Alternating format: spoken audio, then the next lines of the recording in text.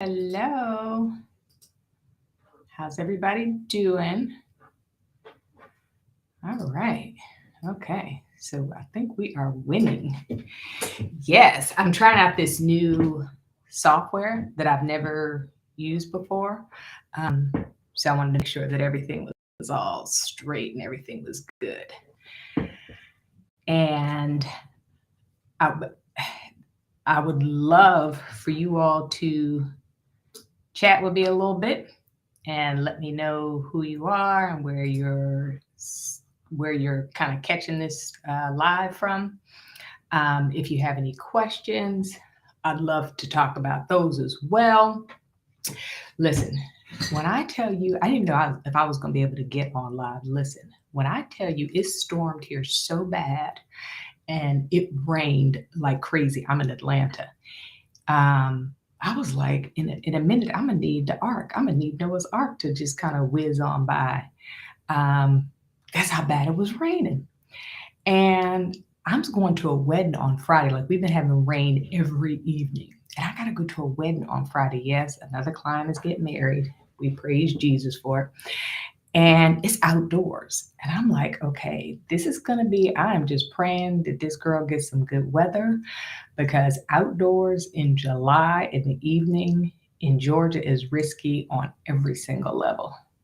Hey, from West Virginia, but you have to actually tell me your name because with this new software I'm using, I can't see your name. I just see hi from WV, which I'm assuming is West Virginia. So hey, from West Virginia. Hey, girl. Hey, how you doing? Um, so anyway, so yes, an outdoor wedding in Georgia in July. It is risky on every single level. Mm. Hey, Deborah, how you doing? So, ladies, and I wanted to give people a few minutes to get on, but I'm gonna go ahead and jump into it because I appreciate those of you all who are here. Ghosting. Like, is there anything worse than getting ghosted? Now, I will tell you that I consider myself like a ghosting expert. Okay, so here's what I'm gonna do. Hey, Katie from New York. What I'm gonna do is go ahead and start like talking about some stuff, and then I'll come back and answer any questions that you have. So, is there anything really worse than ghosting? Like, I think ghosting is straight from the devil. And girl, listen, I consider myself an expert in ghosting because I've been ghosting on multiple levels. So there's the ghosting first date, you never hear from them again. I've had that happen. Then there's the ghosting where maybe a couple dates and you're starting to think, hey, wait, this could be something like something, something. And then you don't hear from him. Then I've had the ghosting, which I consider the most lethal ghosting because it's so toxic, is it's the ongoing ghosting. So here's what that looks like. You'll have a guy and you'll be kind of talking to him and you think everything's going good. Maybe you Netflixed and chilled a couple times, you've gone out, you really kind of like him. And then you don't hear from him. A week, 2 weeks, 3 weeks, maybe even a month. Then that joker comes rolling back like nothing ever happened. Like literally, you'll look at your phone and he'll call, hey, hey, like I haven't talked to you in a month. Hey, what? Like you want to say, dude, where you been? What in the world is going on, right? And I call that ongoing ghosting, but that's the one that's really bad because it's so toxic. Because what I found is because I didn't have good identity and didn't have good self worth, I would fall into that pattern. So I would go ahead and basically reward his inconsistency because he'd come with a hey, and some what had happened excuse or something lame or whatever. There really is no excuse for it, but just enough so I could somehow rationalize it in my mind to let him kind of come back on the scene only to have it happen again. Just that inconsistency, emotional roller coaster. You think he's going to like get it together and then he goes right back and and disappears on you, and it's just completely inconsistent. So I get it. And ladies, listen, it is hard. Like it is hard to kind of contend with because you really don't know what to make of it, right? And unfortunately, what happens is because you can't find a reason, and let's be honest, ladies, we can spend a ton of time looking for the reason. I mean, like your thoughts are just spiraling out of control. You be driving, sitting in traffic, trying to fall asleep at night, in the shower, wherever you are, and your mind just starts to wander and you're replaying, what is it? Why did they do this? Why, it's just constantly playing in your head. And because you can't find a reason, here's what we do. You blame yourself, because who else can you blame? You don't know what it is. So that little voice of doubt, the enemy whispers in you, it must be something you did, something you said, it's got to be something. And so you end up blaming yourself. But here's the reasons why it's so hard. And this is what makes it so hard to get over. But don't worry, your girl's got you. I'm going to tell you what you can do. So what's really going on is it's a rejection. So getting ghosted is a form of rejection, but it's triggering a previous hurt or betrayal. So what does that look like? It could be somebody, a really meaningful relationship 3 years ago, 5 years ago. It could have been a parent. It could have been a relative. It could be any form of rejection or betrayal that you experienced with somebody that you were in a meaningful relationship with. And so what ghosting does is it triggers that. So like in my case, y'all know my story. My mother abandoned me when I was a young teenager. She basically walked out the front door, 28 years, never heard from her, never saw her. Like she didn't want anything to do with me or my twin brother.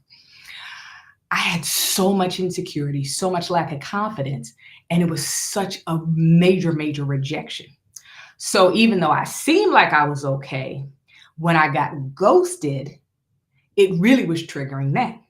And it don't even have to be anything traumatic like your mother. It could have been a meaningful relationship with a guy and, he just out of nowhere broke up or anything, any kind of betrayal. Maybe he cheated, any kind of betrayal or hurt that makes you feel like you've been rejected. That's what it's really triggering. Because if we really think about it, a guy you only had one date with, you're just not possibly that invested in him, right? Because it's one date. You may have gone out to dinner. You may have had lunch. Heck, you may have even gone to Starbucks for an hour. So it's not the amount of time that's invested. It's the emotions and the heart thing that's actually coming up and what it's actually triggering in you. So now you feel unseen. And to be honest, let's just call it what it is. That's an emotional warfare. It's emotional cruelty to just like disappear without any kind of explanation. So it's kind of an emotional warfare that people play, and it's cruel. So here's what the problem is. So that's why it's so hard to get over, because it's way deeper than just the guy you had coffee with who now hasn't called you back. Now you feel unseen, you feel unheard, you feel rejected. So here's the problem. Then what we do, because I did it, you build walls to avoid getting hurt, to have it not happen again. It's like, well, I'm gonna have to make sure I keep my guard up and all this kind of stuff. And I'm a firm believer, you guard your heart, but you don't guard it like a watchdog. You just guard it with wisdom, so you don't tolerate foolishness off of a joker. But then you want to swear off of finding love, like it's kind of that all or nothing thing. Like, there's no good guys. I got ghosted. I'm just gonna do me. I'm gonna do my career. I'm gonna do my life. I'm not even gonna deal with this. So here's the real problem. The real problem is when this happens, it's impacting how you show up. Now, I don't mean how you show up, because I'm sure most of you all are fabulous. So I'm not talking about how you show up. Is your hair on point? You got your weave, you got your Brazilian butt lift, you got everything snatched. You are put together fabulous. That's not what I'm talking about, how you show up. I'm talking about how you show up with your energy, how you show up emotionally, how you show up that's attractive. And let's be real, ladies. Look, can we just talk? Can we just be real? Because I know you've done it. I've seen it done. I've heard it done. We will kind of get our fabulous together, and we've got our nails done, like we're pulling it all together on the things externally that we think are going to make the difference. We got the right skinny jeans, we got whatever we think we need externally. Then we'll see the girl, and I'm not trying to be shady when I say this, I promise. We'll see the girl who we're like, okay, she didn't have the right dating app. She didn't have the right skinny jeans or bootcut jeans. She didn't have anything what seems special about her. How did she get such a nice guy? Tell me I'm lying. We'll do that, right? Because we don't understand it. Because it has nothing to do with the external. Like that woman who don't even put on chapstick, she has attractive energy. She knows how to show up.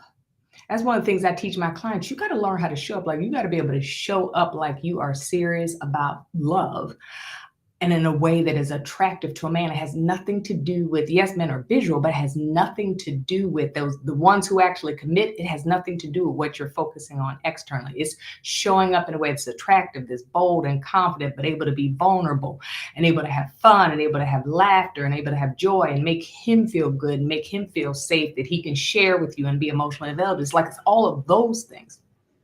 So when you get ghosted, all that gets shut down because now you're like, I just can't.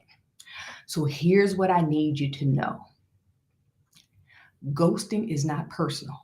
Now it feels personal, feels like a sucker punch to the gut, right? But it is not personal. What it really is, he does not have the capacity to be able to say, you know what, I don't think this is going to work out, or whatever he needs to say and own his truth. He doesn't have the capacity for it. So it's really his deficit. It's not you, it's his deficit. And because he didn't know what to do, he just avoids it. But here's what I need you to do. I need you to shift your perspective and hear me good, because you cannot successfully find love unless you got the confidence to know that putting yourself out there to date, I mean, there's a level of risk involved, right? Because you're putting yourself out there and you have to put yourself out there in a way that is attractive, which requires a level of vulnerability.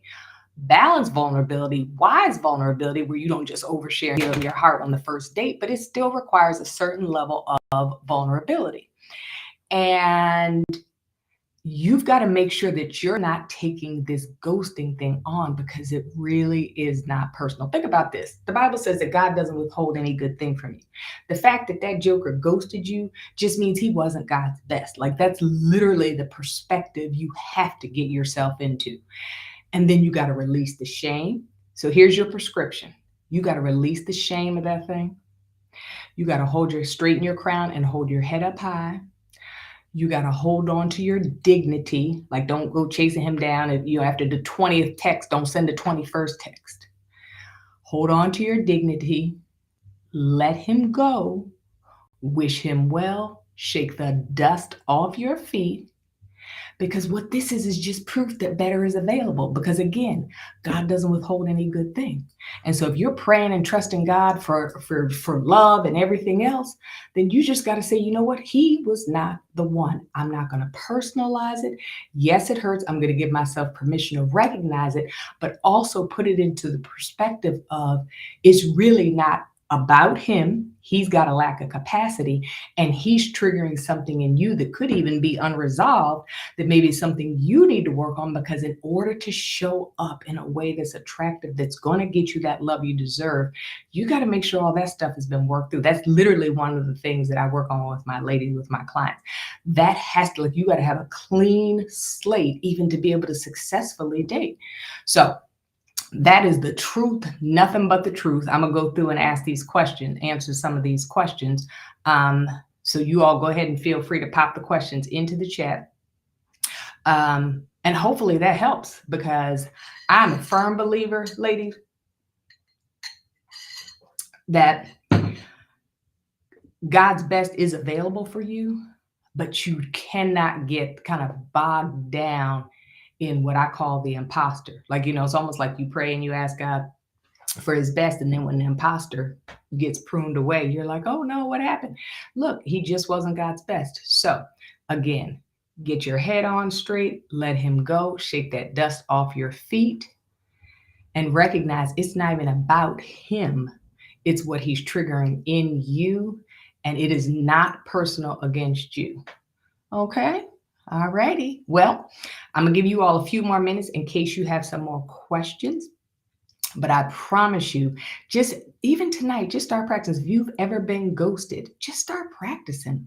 Like, wait a minute, would I want that kind of inconsistency in my life? Because if he's willing to do this, if he doesn't have the emotional maturity to even just respond and say, hey, I had a great time, but, not trying to get in a relationship, or hey, I don't think this is going to work, or whatever, like whatever his truth is, if he does not have that level of capacity, how in the entire world could you think you could build a life with him and build a meaningful relationship with him? You can't.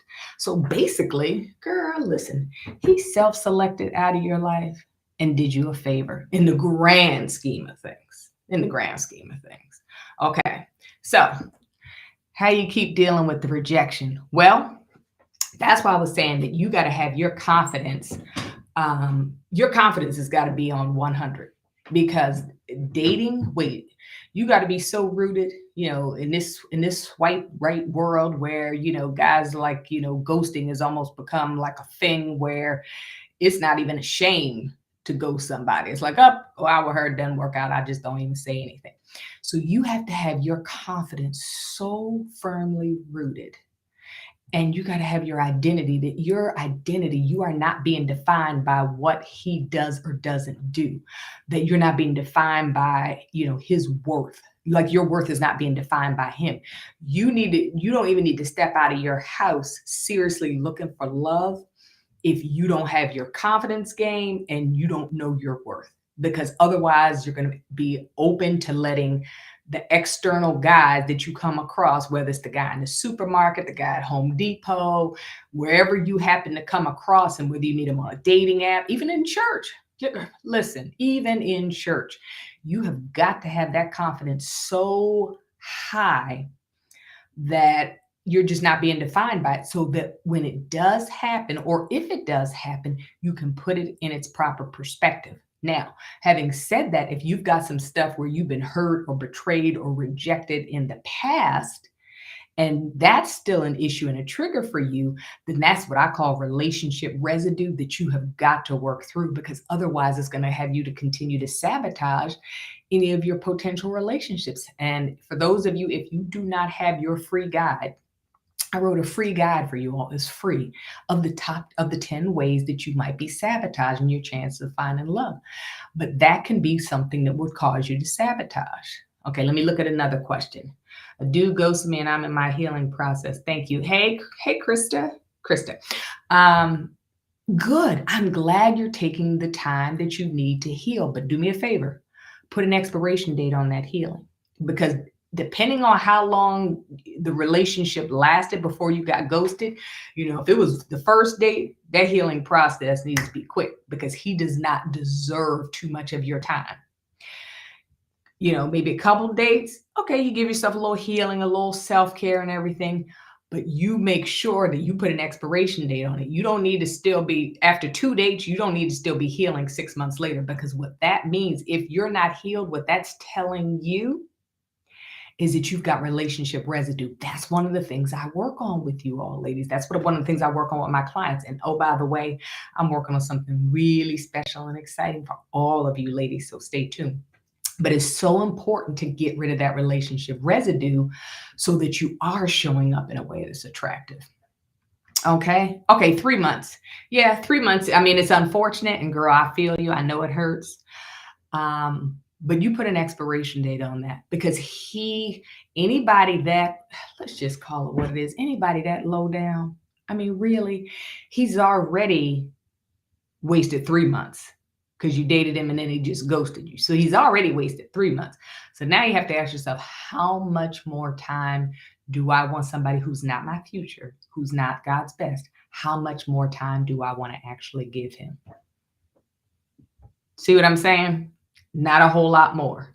Because again, you're on a mission to find true love. So you don't have time. Wait, in the words of Sweet Georgia Brown, ain't nobody got time to waste with somebody who wasn't your future anyway. So you just make sure you put an expiration date on that, okay? All righty, ladies, this has been a lot of fun, and I appreciate each and every one of you all. And I am coming back next week live, so be sure to tune in. And if you have any questions, hit me in my DMs. If it was a question you didn't get to ask, girl, hit me in my DMs. You know I love this kind of stuff. I live and breathe it. So good spending some time with you all, and I will see you all soon. Bye-bye.